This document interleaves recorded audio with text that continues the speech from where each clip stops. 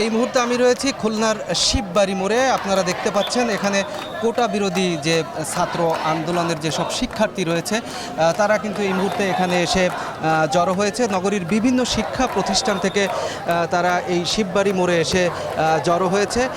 তাদেরকে লাল কাপড় কপালে বেঁধে বিভিন্ন স্লোগান দিতে দেখা যাচ্ছে। তাদের এই কর্মসূচির ফলে এই শিববাড়ি মোড় এলাকার যেসব দোকানপাট রয়েছে সেটি কিন্তু এই মুহূর্তে বন্ধ রয়েছে এবং এই এলাকায় যে যান চলাচল সেটি কিন্তু বন্ধ হয়ে গেছে।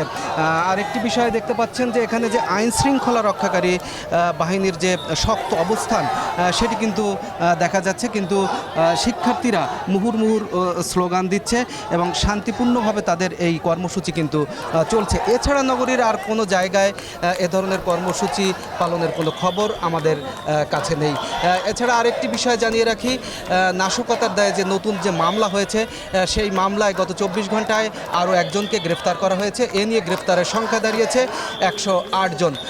এছাড়া নগরীতে যে কারফিউ শিথিল করা হয়েছে সেটি হচ্ছে ভোর 6টা থেকে রাত 10টা পর্যন্ত, অর্থাৎ টানা 16 ঘন্টায় খুলনায় কারফিউ শিথিল রয়েছে। খুলনা থেকে আমার কাছে এই ছিল সবশেষ খবর।